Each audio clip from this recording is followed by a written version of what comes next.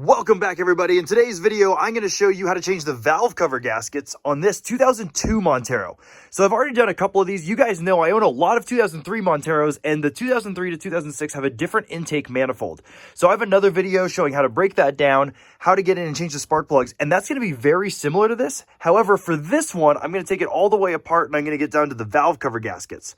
I don't need to do the spark plugs. This has already had the spark plugs done, but this one has leaky valve cover gaskets. So I mentioned it in another video. This is a really common issue with these. They tend to leak right back here on the passenger side. Like you can see right there, tons of oil is coming out of that, and it drips right onto that exhaust, and it smells terrible. And so it's leaking on this side. And it's a little harder to see, but it's also leaking on this side. And so again, right onto the manifold, right onto the exhaust. And this is a problem for a couple reasons. One, you're leaking oil. That's bad. Two, it smells terrible. And three, the extra cooling and heating effect of the oil can lead to cracking the exhaust manifolds prematurely. And so I'm going to get this fixed. Now, like I mentioned, this is a 2002, so the 2001 and 2002s, they have a 3.5 liter motor, and this is what the intake manifold looks like. It's a little different. It doesn't have butterfly valves, and therefore it doesn't have a variable intake. Also, it has all of the coils on the top here. And so instead of having some of the coils over here, and then they transfer over to the other side, all of them are right here. So the process is actually fairly similar to taking this apart, but I'm going to go through all the connectors, all the different things to pay attention to while you're doing this so that we can get down to the valve cover gaskets and replace those. So whenever I do one of these, the very first thing I do is I remove this intake. You don't need to remove the entire air box, but you do have to take this intake tube off. And so there's going to be a hose clamp here as well as a hose clamp here. And then in the back here, you're also going to have this vacuum line. And so you have to remove this vacuum line. Don't forget to reinstall it when you put it back together.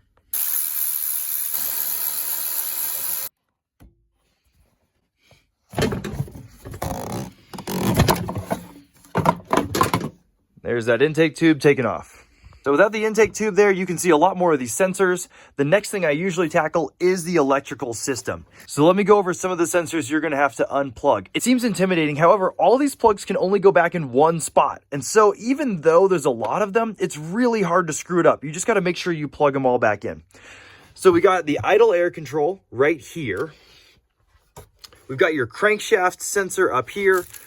We've got this ignition control module that's going to be up here. We've got all of these coils, so you're going to have to pull off the plugs as well as the actual wiring harness on the back. You've got this ground over here. I'll be honest, I'm not 100% sure what this sensor is. I'm assuming some kind of manifold pressure sensor, but you're going to have to undo that. Right back here, you have a couple vacuum control modules. You've got one, and then you've got another back down here. It's a little hard to see. On this side of the motor, you've got an oxygen sensor.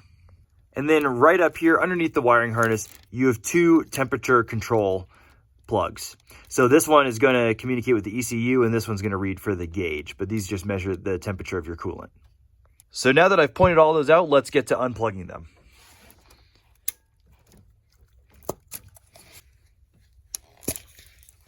One thing to note about all of these spark plug wires is the corresponding spark plug is actually over here. So the cylinder order is right here. So you've got 5, 2, 1, 4, 3, and 6. And so I went ahead and I labeled these like a dice. So I took a paint marker and I marked these 5, 2, 1, 4, 3, 6. It's pretty easy to screw these up because they kind of go everywhere, but that's where they are. And if you get super lost, this is where they need to be. For future reference, if you get confused, this is going to be 1, 3, and 5. So going back, that's cylinder 1, 3, and 5. And this is going to be 2, 4, and 6. And so even if all of this gets really confusing, you can go back and rewire it. But I find this is the most helpful way. And if it works for you and you'd rather do this, you can actually transcribe this on this side and this side. But like I said, it's written right up here on the manifold. You can see it clear as day. And so that's how you get these reordered.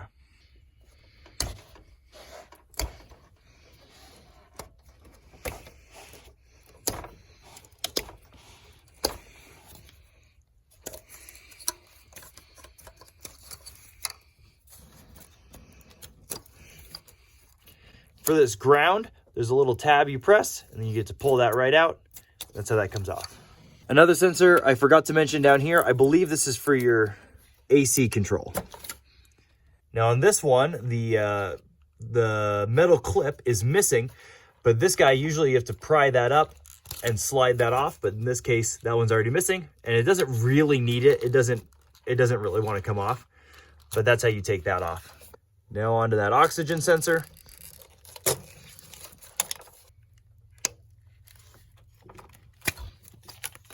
And here's what that metal clip can look like. In order to get these out, they're pretty easy. You just got to get a pick in there and pry it out just like I got. Make sure you don't lose it. So go ahead and grab that guy, set it off to the side, and then these just pull straight off. You got your oxygen sensors right here. And with that, that's most of the electrical connectors. I still have one down here, and I don't think you have to chase that guy down. I've taken this off a couple times, and I don't think you need to remove that. However, it's time to talk about grounds. There's a few grounds on this, and you've got to make sure that you get them off. Otherwise, you'll fight this thing, and you'll wonder what's going on. So the first one is going to be down here. You can see this wire right there. It leads to this ground, and it's bolted in right there. That's a 10mm nut.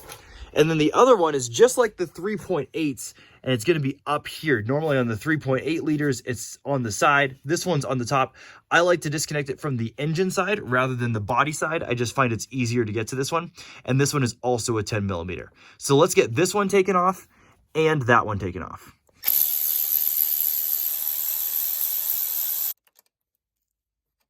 And there's that ground removed. So sure enough, with that ground removed, you can pull this whole wiring harness forward, and it's actually totally out of the way of the manifold and therefore the valve cover gaskets. So you don't have to undo that one down there. I'm not 100% sure what it goes to at this point. Maybe a cam sensor, but either way, it's out of the way.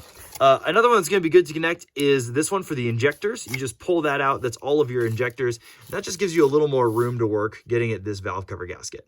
Now that we have the electrical connections disconnected, we can move on to a few other things. There are some brackets on here that are going to have to come off. For example, this crank sensor bracket's going to have to come off so you can pull the manifold off. This O2 sensor bracket, but I'll get to those in a second. Let's talk about vacuum lines. I mentioned this before, but there is a vacuum line diagram up here. So if you get confused, this should show you everything you need to know about where the vacuum lines go. But for right now, I'm going to disconnect this guy right here. This one comes off of the body of the car. I'm actually going to disconnect it from this side. So there's that guy off. And then I'm also going to disconnect this one. That comes off the body of the car as well. The other vacuum line is going to be right here, right after the throttle body. Just go ahead and disconnect that guy. I found one more vacuum line, and this one's a tricky one. This one's in the back here, and it goes down this direction. You got to pull it off the back of the manifold. You can just barely see it right there.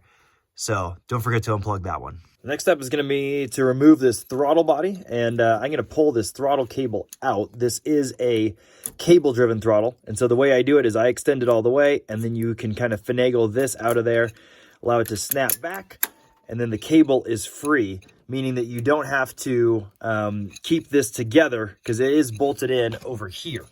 Now, you're going to have to remove these bolts, and this one's a little hard to get to with this in the way. You can just remove this nut and pull it straight out. It's up to you, whichever one's easier. I'm probably going to just back this nut off. The big thing to keep in mind here is only move one of these so that when you set it back, your tension on the pedal is going to be the same. Otherwise, you might get a lot of slop, or worst case scenario, it'll actually be pulling a little tight, and then you'll have this cracked open a little bit. So you want to keep it relatively the same, so just move one of these. In this case, I'm going to remove this inner nut. I'm just going to back it off a little bit so I can slide this up and out of the way. If you choose to remove this nut right there, it's going to be a 12mm, like you see right there. You're going to break it free and just work its way out, and then that thing is free. It's attached right here by a clip, but you just move that out of the way and set it aside.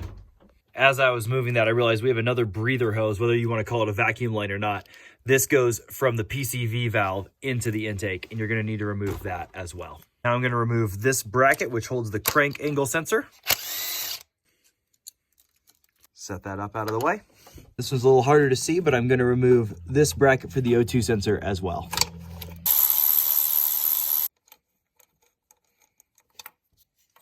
Move that out of the way.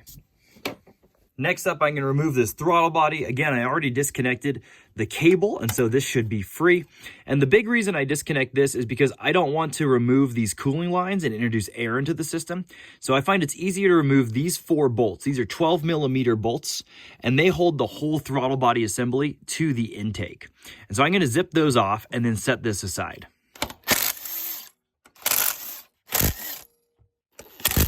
All right, with those taken out, I'm going to remove these top 2 bolts. And this holds the vacuum line bit right here. And so you want to set that out of the way. Remove these bottom 2. And then carefully pry off this intake. There is a gasket that fell right out there. It's a metal gasket, so you can actually reuse this if it's an okay shape. But you want to make sure that you get that out of there. In order to get this throttle body off, there's actually 2 more vacuum lines on here. As you can see, this one right here, which is labeled with an E. So this line right here is labeled E. That goes back over here. And then this one right here is labeled with an A. And this one goes back into this solenoid right here. And with those 2 vacuum lines removed, I can just pull this throttle body out of the way. It is going to be annoying when I get the intake off to get to this valve cover gasket. But like I said, I'm trying really hard not to introduce air into this. And so we're going to see if I can get away with having it just the way it is. And now that we have the throttle body removed, we can see these 2 solenoids at the back. One of them is this brown color. Pull that guy off. And then right here behind it, there's another one that's black. And for that one, the release clip is on the bottom side. So you have to get your finger underneath it and kind of pull it out. Another thing that needs to be removed is these gas lines right here. So this is the high pressure line coming from the fuel pump, and then the return line. These are 2 12mm, and I just pull those off. That way you don't have to disconnect the lines. You can just pull those guys off. So now we've got all the electrical disconnected, we have the grounds disconnected, we have the throttle body disconnected, and the vacuum lines. Now we have to move on to the structural bracing that holds this together. So there's only a few of these. There's some 12mm bolts that are right here. That's going to be this whole thing that holds the front on. And then on the driver's side, we have these 2 brackets, or this bracket and these 2 bolts right here. So I'm going to disconnect those. And then while I'm over here, let me show you this. This is the EGR, and you're going to need to remove this as well from the intake manifold. Leave it attached to the exhaust. It's way easier that way. To take these 12mm bolts out, and then you'll be able to take the intake manifold off. And then if we need to remove that to get to the valve cover gasket later, we can take it off down there. So I'm going to get into removing the bolts over there, as well as these 2 brackets on the side and this EGR pipe. There's that bracket removed.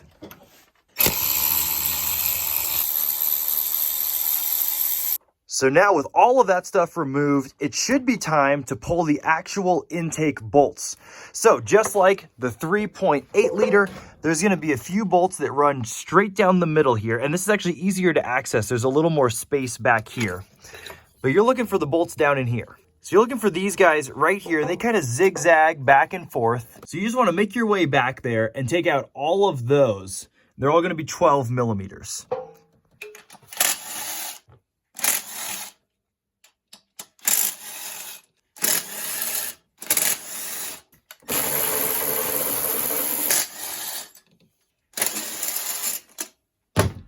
All right, with that, I should be able to just pull this manifold right off. So there's the intake manifold off. Now, before you do anything, it's a good thing to shove rags or shop towels in these intake holes. That way you don't drop anything into the motor. If you do, and it gets into the cylinders, you're in for a really bad time. So I'm gonna make sure this is covered up. You can also run some masking tape over the top of this, but whatever it takes to make sure that nothing falls in here and causes way more issues than this job should entail. Another thing to make sure you keep track of is when you pull that intake manifold, there is a gasket that goes in between the EGR pipe, which is right here, and that intake manifold. And so you want to make sure you don't lose this. Now's a good time to replace it, but it is metal, so if it's not bent or kinked, it might be good to reuse. So make sure you grab this. So now we're down to getting to the valve cover gaskets. And there's quite a bit of stuff in the way here. You got the wiring harness. Like I said, you've got the throttle body and some coolant hoses. And so my plan with this is to take off as little as possible while still having easy access to work. So over here, I know that this bracket is going to be in the way. This fuel line right here, this one is solid. This one's going to be a little bit in the way. That EGR pipe might be in the way. And so we'll have to figure out if I can get away with sneaking this out of here. And on this side, you've got some coolant lines. You've got some you got a vacuum line back here that will have to be disconnected, and you got this wiring harness up here in the front, but this should be able to pull out of the way. But either way, the first thing you're gonna have to do is remove all of these spark plugs. If it's helpful to label these, I would encourage you to do that. Again, 1, 3, 5, 2, 4, and 6. To me, they can only really go back one way because the wires are shorter and longer, and so I'm just gonna disconnect them. But once you pull those out, that'll be the last thing to disconnect on the electrical side. So I'm going to start over here on the passenger side. I've moved the throttle body over. I've kind of slung it over into the middle so that hopefully I can get access to all these bolts. And then I disconnected this wiring harness clip that goes right here. So what you're left with here is a few 10mm bolts. There should be one on that side, one over here in the middle, one here, and then 3 more across the exhaust bank. So you just got to pull those off. They shouldn't be in very tight. Once you get those off, it's just a matter of fighting this thing to get it up past everything. A good thing to do while you're in here is make sure this area is relatively clean. You don't want to be dropping a bunch of dirt and crap in there. And so I'm going to make sure to clean all this stuff off before I try to pull this off, because while you're fighting it out there, it's really easy to tip and drop that stuff into the motor. So I'm going to get this cleaned up. I'm going to get those bolts zipped off, and then I'm going to fight this thing out.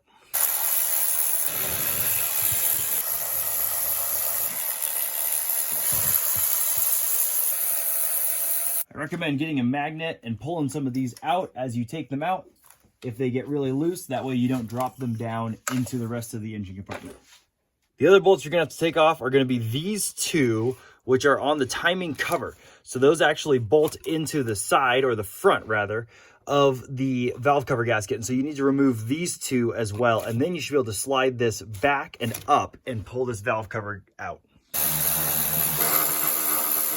The other thing you need to disconnect before you pull this out is actually this crossover pipe. This is a breather hose that goes between each bank. So this one goes from the passenger over to the driver's side, and you're gonna have to disconnect that. It's just a vacuum line. So go ahead and turn this hose clamp towards you, pinch it, and pull that one off.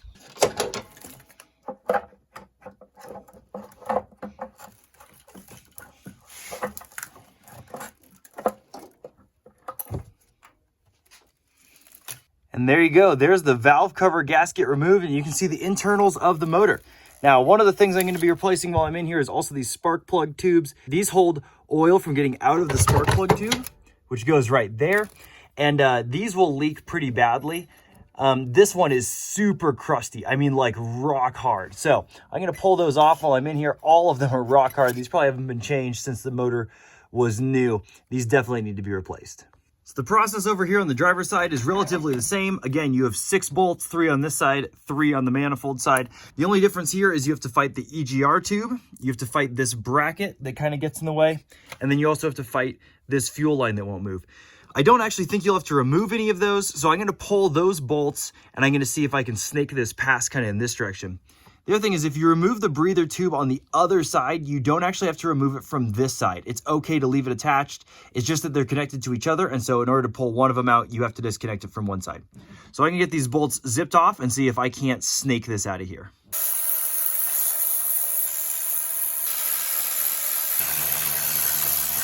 Well, it turns out I can't avoid this. One of the bolts for the valve cover gasket is actually right behind here. So I do need to remove this bracket. So what I'm going to do is I'm going to remove this guy right here, which holds your transmission dipstick. Then there's 2 bolts on the bottom that hold this bracket together, as well as a bolt right on the other side of the EGR right down here. And that'll allow a little bit of flex, which should help pull this thing out. So I'm going to get down there. It's a little hard to film this, but there's 2 bolts down at the bottom, this one right here, and then this one on the side of the EGR. So I'm going to pull all those out and then hopefully get that last bolt out so I can pull this valve cover gasket out.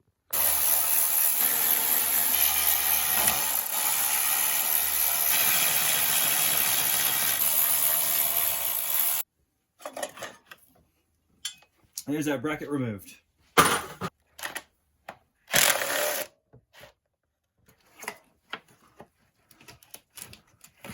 Got that guy snuck through.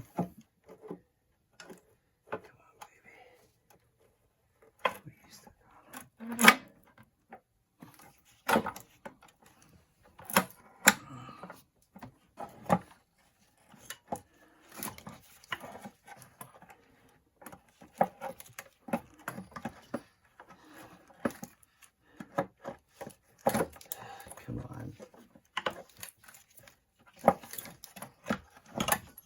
There we go. Once again, we're going to remove these crusty spark plug tubes. Check this one out. This is out of cylinder number 2. There's no way that was holding in any amount of oil. So that's going to be causing a pretty major leak. That's no good. The rest of these are rock hard. I don't know if you can tell by that sound. These are so brittle and hard from all the heat cycling from being in the motor for this long. So now I've got the valve covers on the bench. I want to show you the most frustrating part of this whole job. So it's not pulling these out, which it was annoying to pull these out, but it's not that bad. This is where it gets really bad. I don't know if you can see in here. I've started to chip away at this one. This is the passenger side. And as you can see right here, this basically is just cracking apart. I was able to get this whole chunk out, and then I got to here and it broke off again. And that's because this gasket has been in there for so long. It's so brittle and hard that it basically doesn't want to come out. It's glued in there, and then when it does, it wants to chip and break. So you end up with all sorts of little bits like this. Here's what I can say. If these have never been changed, if these are the OEM gaskets and you're pushing like 20 years of being on the road, these are going to be very difficult. Just prepare yourself with a good attitude, get a pick, get a chisel, get something. You have to just work your way through this, and there really ain't nothing to it but to do it.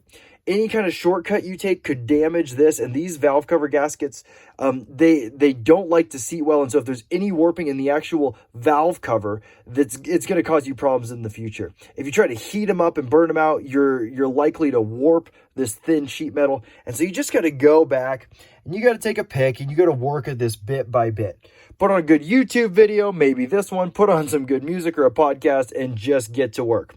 So that's exactly what I'm going to do. I'm just going to take a pick and a chisel, and I'm going to work my way around and pull these gaskets off both of these valve covers.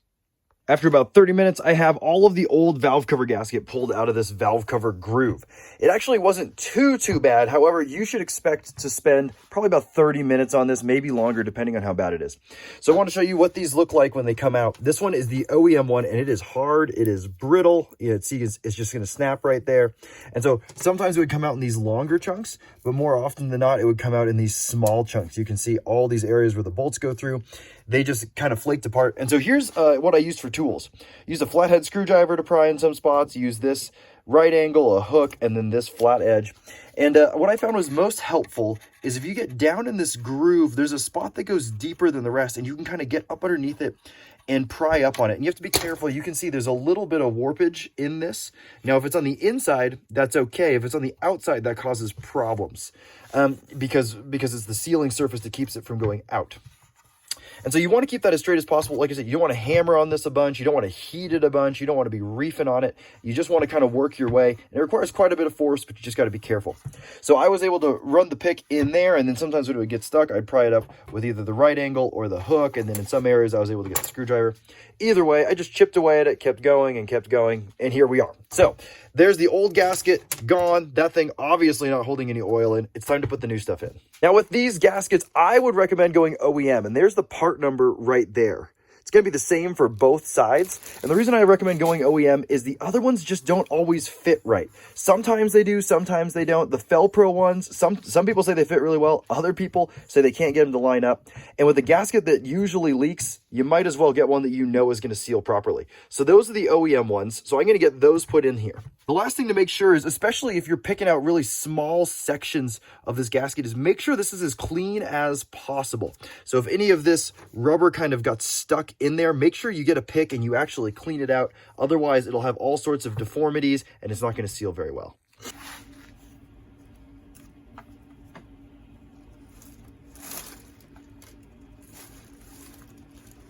One thing to show you on this valve cover before I put it in is there's a little groove right here, and that's what you want to have facing up if you put this on like this. So this is going to face the block side or the head side, And the reason is because of this little divot right here, and this raised part, that actually folds into here perfectly. And so if you install it the other way, you'll have a high point where you shouldn't and a low point where you shouldn't. So that's how it goes. You want this little ridge to be on top. On the engine side of things, I went ahead and I put in, these are Felpro spark plug tube gaskets, and these are nice and supple compared to the old hard ones. And they have a groove right there that sits on top of this. And so those are down in there, those are ready to go. And this is what this motor is looking like right now. I would say it's looking pretty good. Maybe it could go for a little more frequency in the oil changes, but I also know that it's burning a little bit of oil through the valve stem seals. And so this looks pretty good. This isn't concerning to me. Nothing's black, nothing's covered in tar or a bunch of grime. And so I'm gonna get these valve covers slapped back on here and get it back running. So I'm gonna start with the passenger side because it's a little bit easier. I'm just gonna get this thing snaked on. Again, there are 6 bolts here, and then there's 2 in the front on the timing cover. So I got the passenger side valve cover in, and it went in pretty painlessly. You got to get around this bracket. You got to make sure that you avoid this cooling tube. And then in the back here, you've got a couple hoses, including that crossover pipe that I talked about earlier. So that nipple is back there. And then these guys are the cooling lines that come off of this for the throttle body.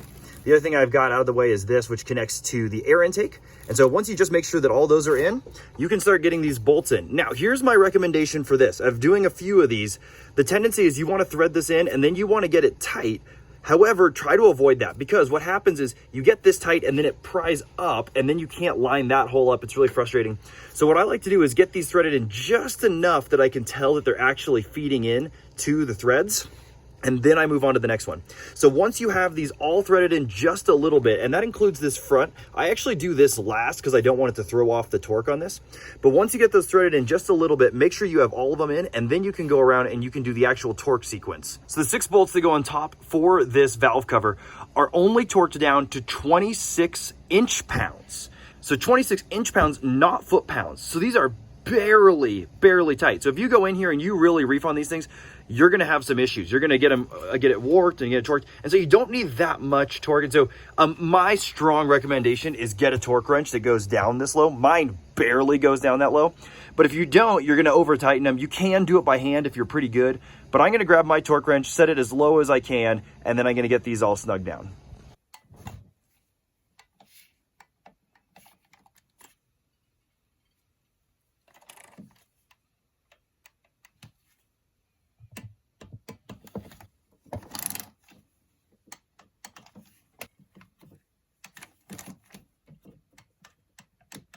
Okay, then go back and redo it. Make sure that it's all torqued down again, and just keep redoing this pattern until it is all tight. So now with those all torqued down, I'm going to install these 2 bolts that go in the front of the timing cover, and then I'm going to get into installing this one. Snuck this one back in. What I ended up doing is putting it in kind of like this, and so you slide it underneath the fuel lines here. Make sure to get this PCV hose out of the way. Then you want to sneak it past there. And before I get too far, I want to mention this hose. This is the crossover hose. Make sure to get that attached and connected over here to that nipple I pointed out back there. Make sure, otherwise you're going to have a bunch of oil coming out of that, and it can cause you all sorts of issues. So I'm going to reattach that, and then I'm going to do the exact same thing I did over here. I'm going to sneak all those bolts in just a little bit on the threads, and then get them torqued down to 26 inch-pounds. All right, both valve covers are on, and I got the spark plugs back in. I ended up pulling them all the way out, and so it's very helpful to have these labeled, like I said, and you can just put them back 1, 3, 5, 2, 4, 6. So I've got those all routed, and the way they are routed is they're underneath all the rest of the stuff, and then these wires from the passenger side come up. And then on this side, same story. They're underneath pretty much everything getting over here. Got that crossover pipe in the back connected. Now it's time to do my favorite part, which is drop down the intake manifold and start plugging everything back in. Intake manifold is back on, and these bolts on the top here get torqued down to 13 foot-pounds. I like to start from the inside and work my way out.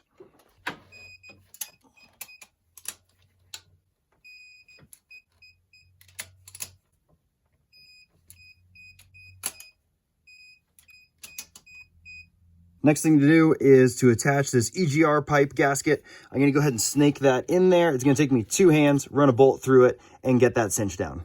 Right after I did the EGR, I went ahead and I bolted this bracket up. It's going to have a couple things here that are holding on different bracketry down lower. Make sure you get it bolted up to the intake as well as the head. Putting on more hard parts before we get to the electrical connections, I'm going to go ahead and put on this bracket on the front, It goes right like that. It's got a dip, and then these are all 412 bolts.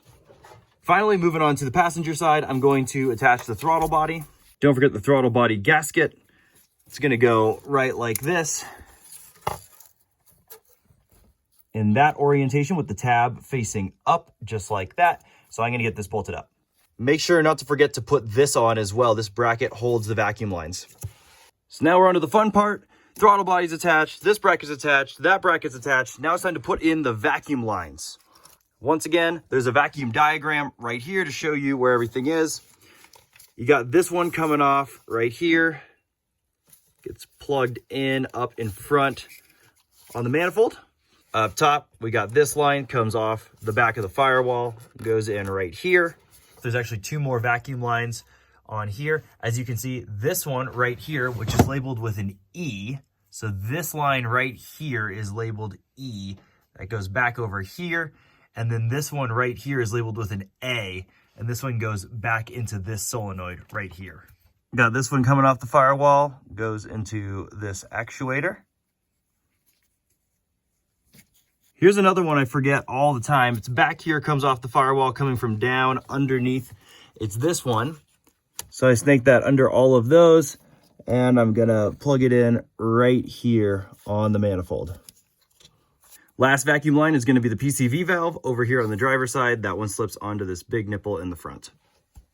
And now for the electrical plugins. I'm gonna start in the back and work my way counterclockwise.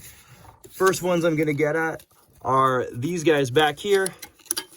Got a black plug that goes into a black sensor back here. And then a brownish red one that goes into this brownish red plug right here. On the passenger side, you have the idle air control. Moving around to the front of the motor, this is gonna be all of your injectors. Now you're in the front, go ahead and plug in all these. These should pretty much just fall right into place. You got your sensors for the coolant. Got these guys that go into this module right here. Don't forget to reinstall that clip. And this reminds me, I actually forgot to put this on. So this is your crank angle sensor. You're going to want to thread that right in there.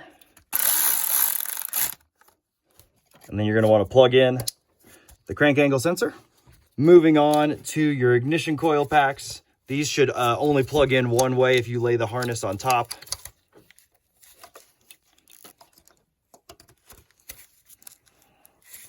You got this ground right here. Coming down next to the battery here, you've got whatever sensor this is. On this side, I forgot to attach the oxygen sensor bracket. So get that threaded in there, tighten down, and then plug in the oxygen sensor. And the last of the sensors is this one right here on the driver's side. Go ahead and slide that one in. Well, it's not a connector. You definitely need to attach this ground. It's gonna be a 10mm head. Get that tightened down. And then there's another one right here on top of the manifold. This one is gonna bolt into that spot right there. So go ahead and get both of those grounds, that one and that one, cinched down. With all of those connectors plugged in, it's time to get to the spark plugs. So once again, all the numbers are back here and I've written them on these plugs. So go ahead and just line them up and get them installed.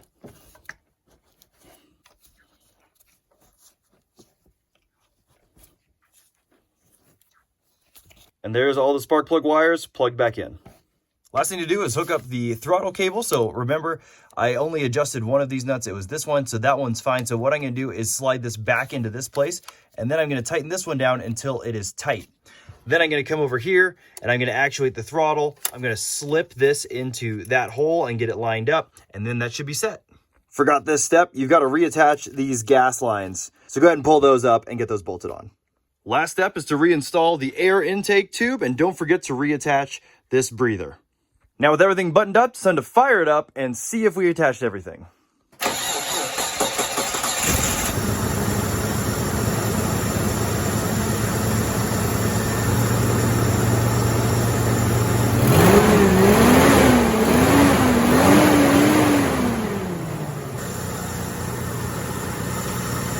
So there you have it, everybody. That's how you replace the valve cover gaskets on this 2002 Mitsubishi Montero. Again, this is the 3.5 motor, but the process is relatively the same for the 3.8s that come in the 2003 to 2006 models.